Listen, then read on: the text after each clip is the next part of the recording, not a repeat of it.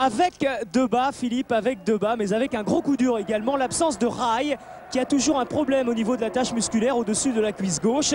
Donc calculé, Rai plus Maurice plus Simonet, c'est un capital de 21 buts qui manque au PSG ce soir. Ce qui n'empêche pas les Parisiens, qui étaient là avec Michel Denisot, avec Claude Leroy, derrière Alain Juppé, avec Rai, derrière Claude Leroy également. Ce qui n'empêche pas les Parisiens de se créer la première occasion par Debat, justement. Debat qui se présente absolument seul face à Ulrich Ramé, et duel plus gagné par Ramé qu'il n'est perdu par Debat.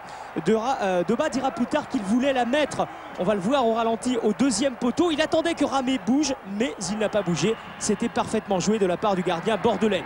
Derrière, centre de Wiltord, le ballon est repoussé par Roche, il arrive sur Luxin. Frappe de Luxin et danger pour Revaux qui était 2-3 mètres devant sa ligne de but. Danger parce que le ballon a été touché au passage par Cissé.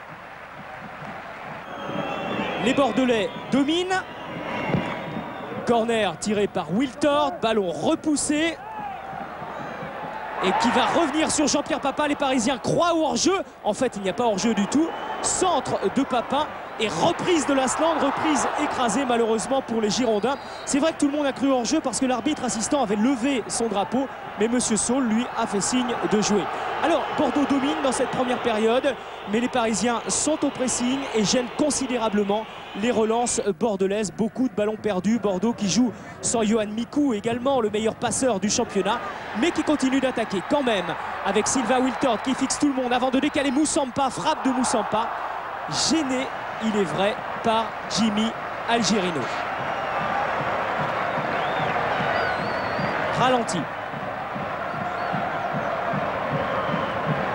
0-0, c'est le score à la mi-temps. Et les Parisiens vont revenir en deuxième période beaucoup plus incisifs parce que Ricardo pense qu'il y a vraiment un coup à jouer dans ce match.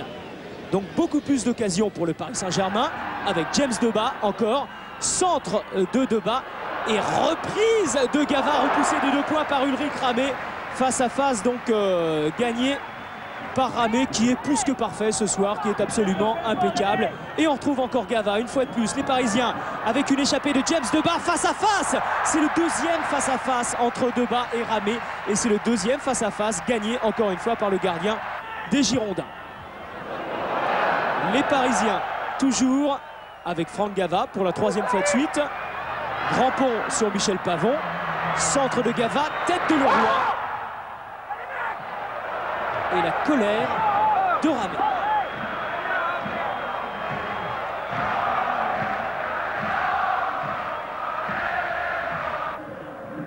Les Bordelais vont réagir. On approche de la fin du match. Jean-Pierre Papin accroché ou pas par Christophe Revaux. Alors c'est vrai qu'après ce qui s'est passé la semaine dernière contre Marseille, ça méritait ralenti. On ne le voit pas très bien, on le voit mieux ici. Il n'y a pas faute de Revaux. Et la meilleure preuve en est, vous allez le voir, le coup de pouce de Jean-Pierre Papin envers M. Saul. Bien joué, dit-il, envers M. Saul. Et prix du fair play pour Jean-Pierre Papin, parce que c'est pas tous les jours, vous voyez ce que je veux dire, qu'on voit ça. Frappe de Grenet de loin, claquette de Revaux. Les gardiens, vous le voyez, ont eu un rôle déterminant, capital ce soir.